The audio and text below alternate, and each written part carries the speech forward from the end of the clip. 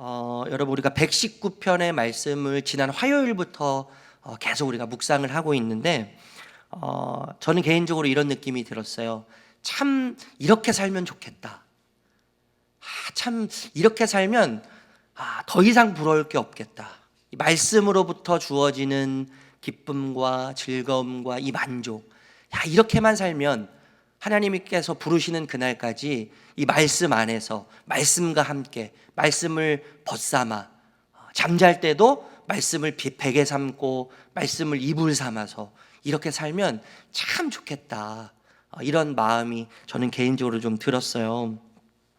여러분 119편은 말씀을 주제로 해서 계속 이제 이야기를 전개해 가는데 무려 제가 찾아보니까요, 여러분도 아시겠지만 176절이나 돼요. 176절. 시편 중에서도 가장 길고 또 성경 중에서도 가장 긴 장이 119편이죠. 여러분 길다는 것은 많은 부분을 할애해서 기록했다는 것은 의미가 있는 거죠. 중요하다는 거예요. 중요하다는 거예요. 가치가 있다는 것이죠. 그러니까 여러분 이 성경 전체가 예수 그리스도를 이야기하고 있고, 제가 마지막 가서도 그런 이야기를 다시 한번 드리겠지만 말씀은 결국 예수 그리스도를 향해서 가게 하는데 그 중심이 예수 그리스도이고 중심이 말씀임을 놓지 않고 살아야 할 것을 우리들에게 시편 119편을 통해서 이야기하고 있는 것이죠. 여러분 사람이요 안정감을 느끼고 만족감을 느낄 때가 있어요. 무언가 채워지고 또 흡족감을 느낄 때가 있죠. 특별히 이제 뭐 여러 경우가 있겠지만 오감이 충족될 때 있잖아요. 오감이 충족될 때. 오감. 그래서 시각, 사랑하는 사람을 볼 때 만족감을 느끼죠. 보고 있어도 보고 싶고, 보고 있어도 보고 싶은 그 가사의 의미를 아시죠? 보고 있는데도 또 보고 싶은 거예요. 왜요? 사랑하니까요. 하나님께서 만드신 이 자연의 만물들을 딱 보고 있으면요 흡족한 거예요. 평안하죠. 예. 뿐만 아니라 여러분 청각이죠. 청각. 자연의 소리를 들을 때 하나님의 숨결을 느끼게 되고 하나님의 소리를 느끼는 것처럼 편안해지는 거예요. 사랑하는 사람, 사랑하는 배우자의 소리를 들을 때 안정감을 느끼게 돼요. 후각이죠. 후각.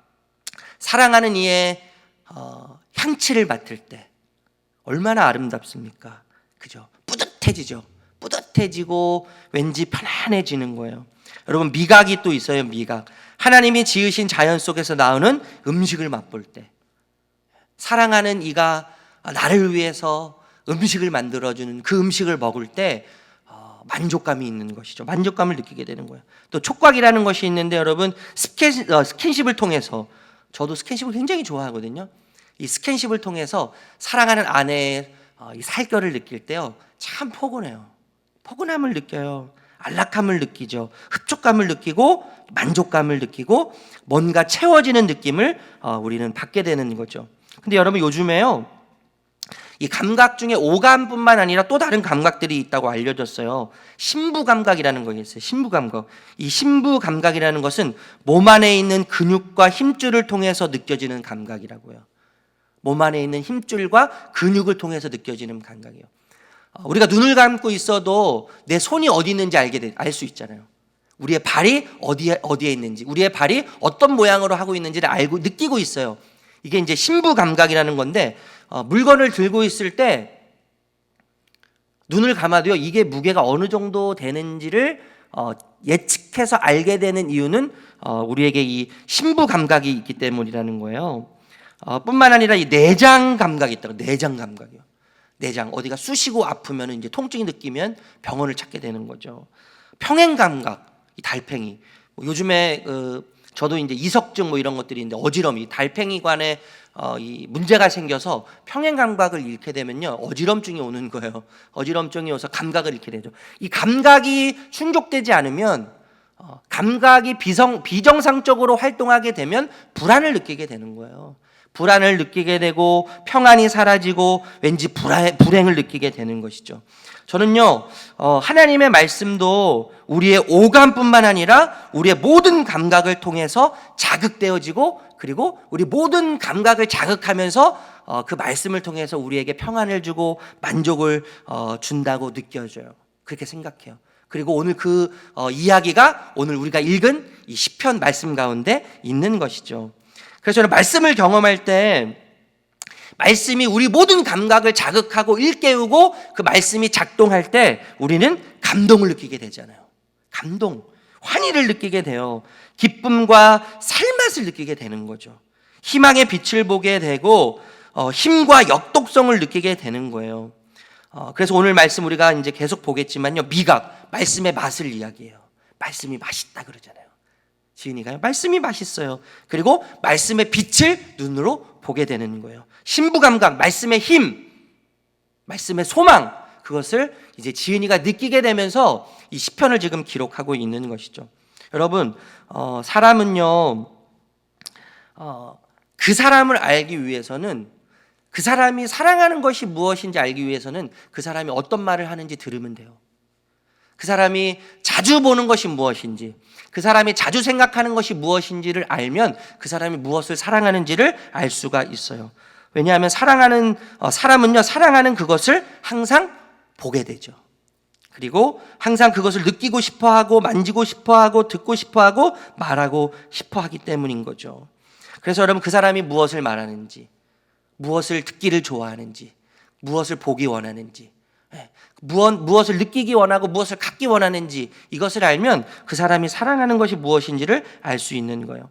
여러분, 주의 말씀을 사랑하는 자들은 그래서 항상 종일토록 말씀을 읊조리게 되어 있어요. 말씀을 사랑하는 자들은 늘 말씀을 가까이 하고 말씀을 읊조려요. 읊조린다는 것은 그냥 단순히 외우거나 중얼거리는 게 아니죠. 그런 차원을 넘어서서 말씀을 내 삶으로 받아들이는 거예요. 내 삶으로 말씀을 받아들이고 마음으로 받아들여서 그 말씀을 내 삶의 기준으로 삼는 것이죠. 그리고 그 말씀을 내 삶의 목표로 삼는 거예요. 여러분, 사랑은 억지로 되지 않잖아요. 돈으로도 안 돼요, 사랑은. 마음이 가야 되는 거예요. 사랑하는 마음이 생기면 간이라도 빼주고 싶고 쓸개라도 빼주고 싶은 거예요. 사랑은 절대로 억지로 되지 않아요. 말씀도 마찬가지죠. 여러분, 말씀은 수많은 명령으로 되어 있는데 강요나 억지로 지킬 수 있는 그런 말씀이 아니에요. 말씀은 가까이 하면 가까이 할수록 기쁨을 주고 즐거움을 주는 지속적인 사랑의 대상이기 때문에 말씀을 가까이 하면 가까이 할수록 말씀은 더 사랑하게 되죠. 말씀에 빠지면 빠질수록 말씀에 더 빠지게 만드는 것이 말씀이에요. 그 말씀 안에는 여러분 지혜가 있고 명철이 담겨져 있어요. 이 지혜라는 것은 단순히 어떤 경험적으로 얻어지는 차원을 훨씬 넘어서죠. 삶의 근본적인 목적과 삶의 가치와 의미를 깨닫게 하는 것이에요. 그리고 이 세상의 역사를 꿰뚫어 보는 거죠. 하나님의 관점으로 이 세상의 역사를 꿰뚫어 보는 거예요. 이 세상의 역사를 꿰뚫어 볼 때 우리 자녀들의 그 인생의 역사가 보이게 되는 거예요. 우리 인생의 이야기들이 보이게 되는 것이죠. 그런 지혜가 하나님 말씀 속에 담겨져 있어요. 그렇기 때문에 절망이 오더라도 절망하지 않을 수 있는 힘이 거기서 나오게 되는 거예요. 실망하게 되는 여러 가지 상황 속에서, 여러 가지 이야기들 속에서 하나님의 말씀이 맛있고 하나님의 말씀이 지혜롭고 하나님의 말씀이 그 지혜를 통해서 주는 즐거움과 기쁨이 있기 때문에 절대로 실망할 수 없는 그 자리에 다시 서게 되는 것이죠. 뿐만 아니라 여러분, 여호와를 경외케 하는 지혜를 말씀이 우리에게 선물로 준다는 것이에요. 선물로 여호와를 경외하는 그 즐거움, 여호와를 기뻐하는 그 즐거움, 여호와를 즐거워하기 때문에 먹지 않아도 배부르는 그 만족, 마시지 않아도 목마르지 않는 그 기쁨, 그것을 말씀을 통해서 그 맛을 느끼게 한다는 것이죠.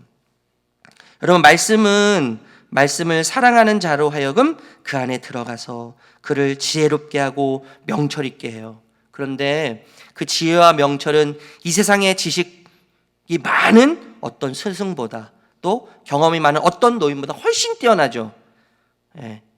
그래서 여러분, 그 말씀으로부터 가르침을 받는 자는 말씀이 어떤 맛을 내는지를 경험하게 되는 거예요. 그런데 여러분, 말씀의 맛이라고 할 때 이 맛은요, 맛은 여러 가지 종류가 있죠. 맛은 여러 가지 종류가 있는데 우리가 맛있다라고 할 때 그 맛은요, 균형이에요, 균형. 단맛과 짠맛과 신맛과 여러 가지 맛이 있는데 이것이 조화를 이룰 때 우리가 뭐라고 이야기해요? 맛있다라고 이야기하는 건 맛있다고요. 그게 맛이죠. 너무 달기만 해도 맛이 없는 거예요. 너무 시기만 해도 맛이 없는 거예요. 그런데 하나님의 말씀은 맛있어요. 맛이 있어서 우리의 삶을 균형 있는 삶을 살도록 해요. 어느 것 하나에도 치우치지 않도록. 우리는 이 땅에 태어나는 순간 하나님과 또 이 세상과 나라고 하는 관계 속에서 태어나는데 말씀은 우리를 균형 있게 하죠. 그래서 하나님과의 그 관계에 있어서의 균형, 나와 다른 사람들과의 관계에 있어서의 균형, 나와 내 자신과에 있어서의 균형, 이 균형을 이루게 하는 거예요. 하나님을 제대로 아는 자는, 하나님을 제대로 사랑하는 자는, 그래서 하나님께로부터 제대로 된 사랑을 받은 자는 다른 사람을 제대로 사랑할 수 있는 거죠. 다른 사람을 제대로 사랑할 수 있는 그는 결국 내 자신을 제대로 사랑할 수 있는 거예요.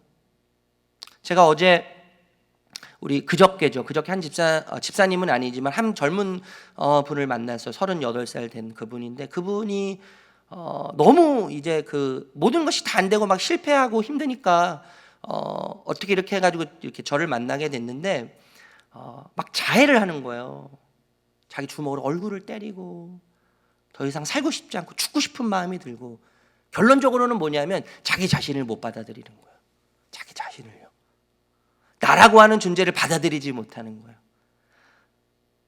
내가 한 모든 것이 실패처럼 보이고 내가 한 모든 것이 아무것도 아닌 것처럼 느껴지기 때문에, 그 내가 한 모든 것이 나를 말하고 있는 것 같기 때문에 나는 아무것도 아닙니다, 이렇게 생각하는 거죠.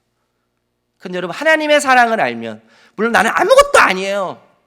나는 아무것도 아니에요. 그러나 하나님의 사랑, 그 위대한 하나님의 사랑이 나를 덮고 있기 때문에 나는 아무것도 아닌 존재가 아닌 거죠.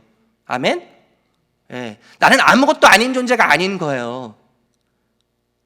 그래서 여러분, 하나님의 말씀을 사랑하는 자는 그 말씀이 무엇을 이야기하고 있는지, 그 말씀을 통해서 하나님이 누구신지를, 또 이 말씀을 통해서 이 세상에 어떤 존재인지, 내가 어떤 존재인지를 알고 깨닫게 함으로 균형 있는 삶, 맛있는 삶을 살도록 말씀이 우리를 이끌어가게 되는 거예요. 예. 말씀의 맛. 그래서 참 이 지은이가 그런 이야기를 하잖아요.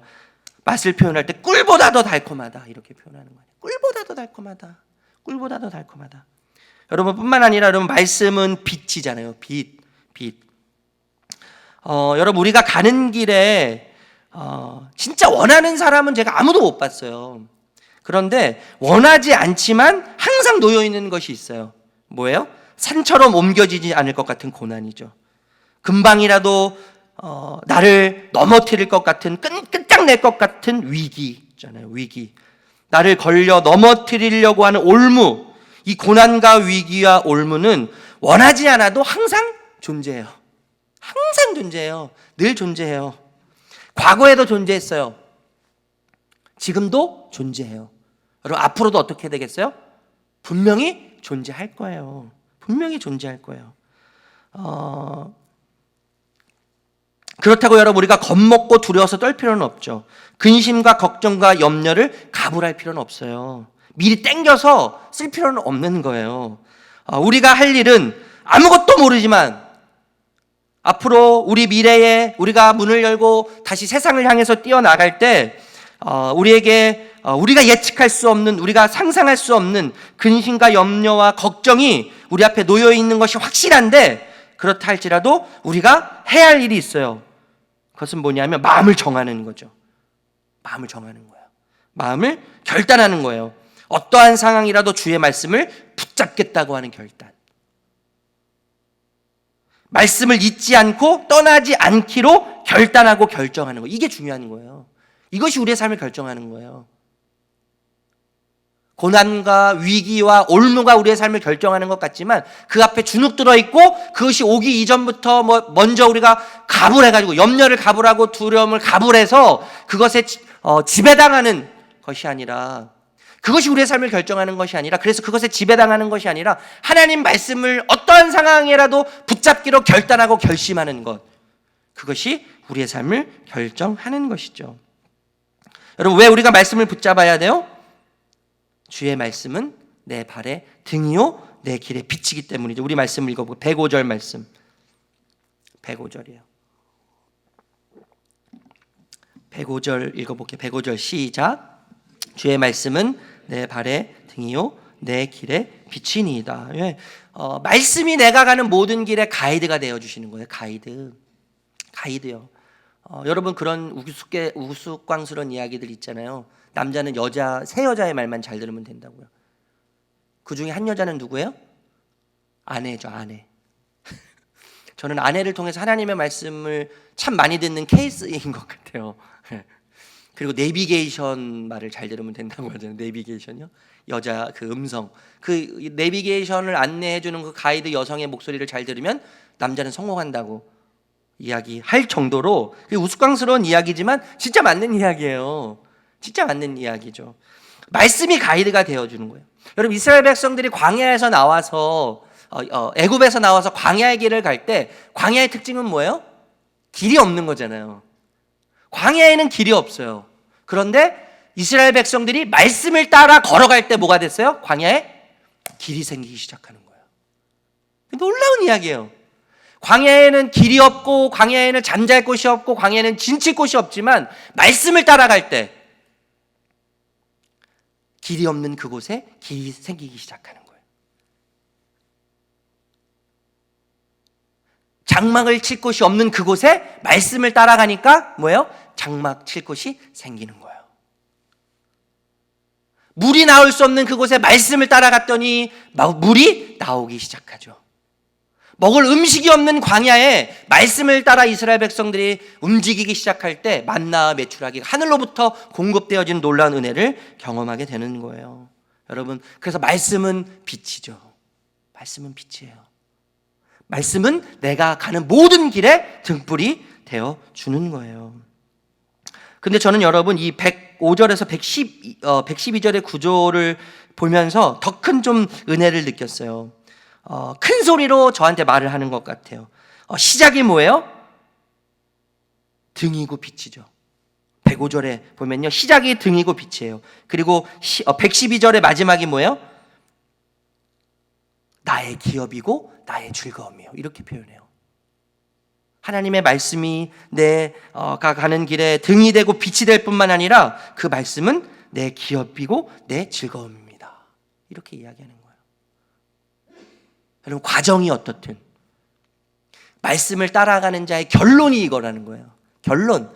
말씀을 따라가는 자의 결론은 즐거움이고, 말씀을 따라가는 자의 결론은 만족이라고 이야기하고 있는 거죠. 여러분, 진짜 그거죠. 진짜 과정은 여러분 얼마나 굴곡이 많겠어요. 제가 좀 전에도 말씀드렸지만 그 젊은이가 지금 경험한 실패가 자신의 결론이라고 생각하고 있는 거예요. 38살에 지금 맛본 실패, 여러 차례에 걸쳐서 경험한 실패가 자신의 인생의 결론이라고 생각하고 있어요. 여러분, 과정이죠, 과정. 말씀을 따라가는 자의 결론은 즐거움이에요. 즐거움. 여러 우여곡절이 있다가 할지라도. 여러분, 예수님, 우리가 지난주에 부활주의를 맞이했는데 말씀을 따라가신 예수님의 결론은 십자가가 아니죠. 말씀을 따라가신 예수님의 결론은 뭐예요? 부활이에요. 부활. 십자가는 과정이에요. 과정. 십자가가 목적이 아니에요. 십자가는 과정이죠. 그리고 그 십자가라고 하는 과정을 통과한 이후에 예수님은 부활이라고 하는 목적을 이루시는 거예요. 사망의 권세를 이기시고, 죽음의 권세를 이기시고, 어둠의 세력을 완전히 무너뜨리시고, 부활, 영원한 생명이신 부활, 그 목적을 말씀을 따라 쫓아 행할 때, 말씀을 따라갈 때 이루신 것을 우리가 깨닫게 되는 것이죠. 여러분, 이거 여러분 잊지 않으셨으면 좋겠어요.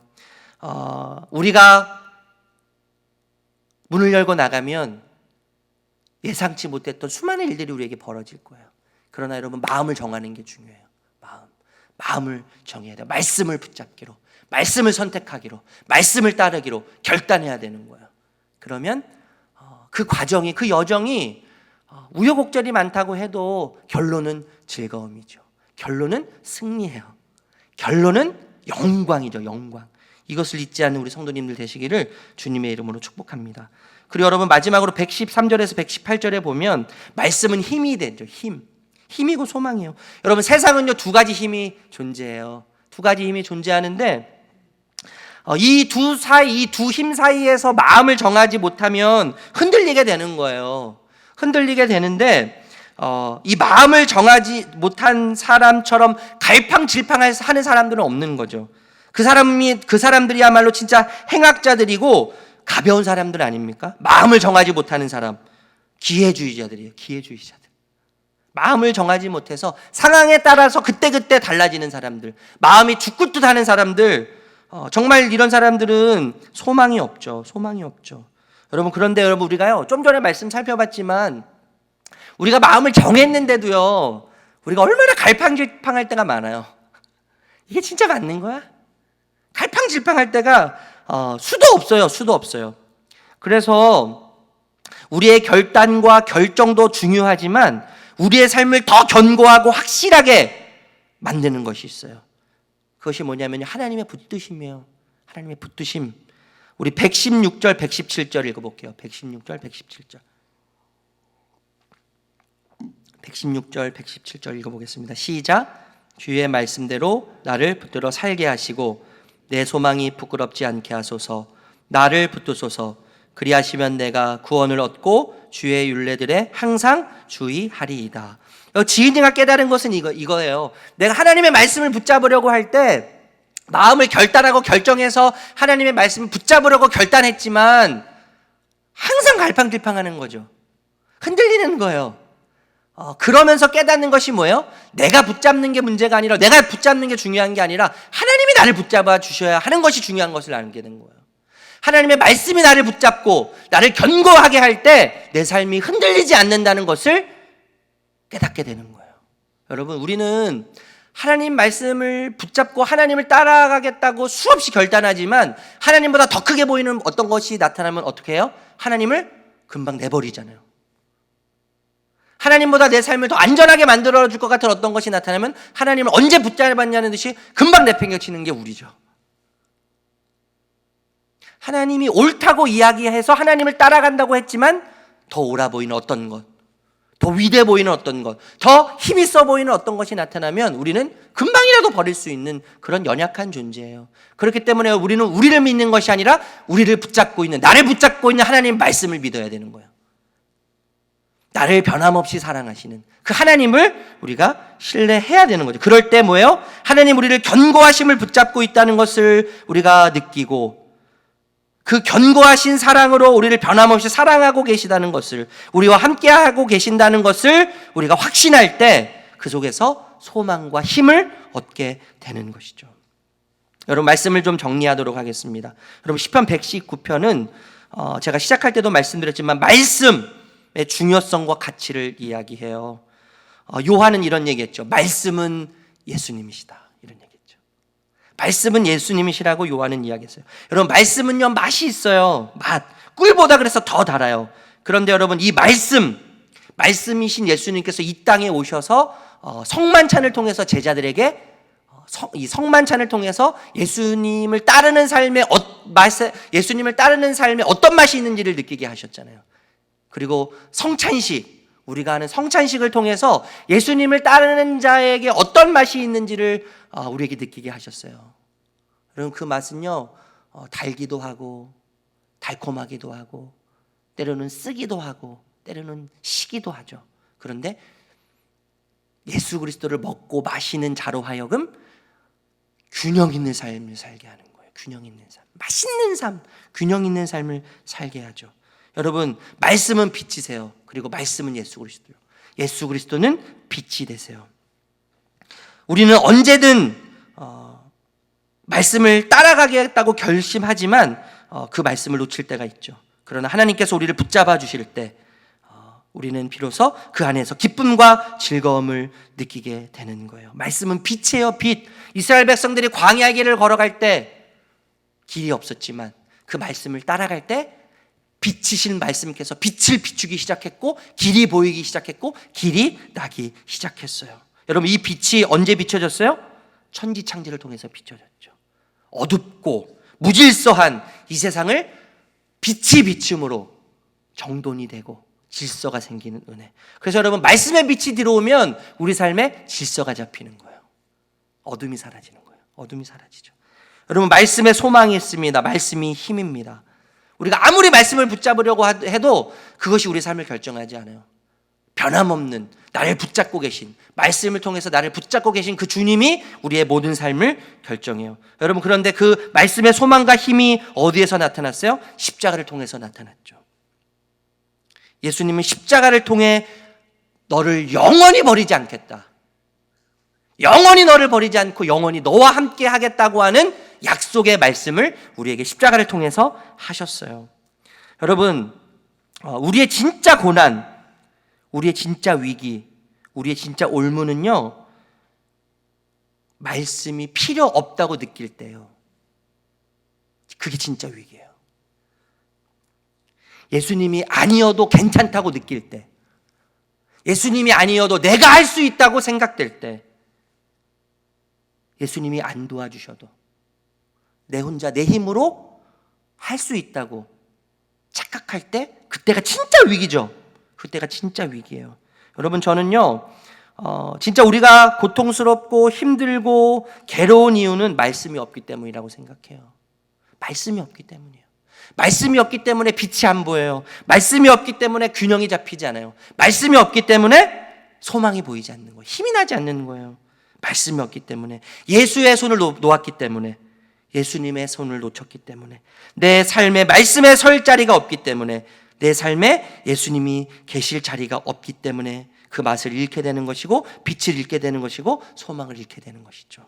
여러분, 우리 사랑하는 성도님들, 말씀이 전부가 되는 은혜가 있기를 바랍니다.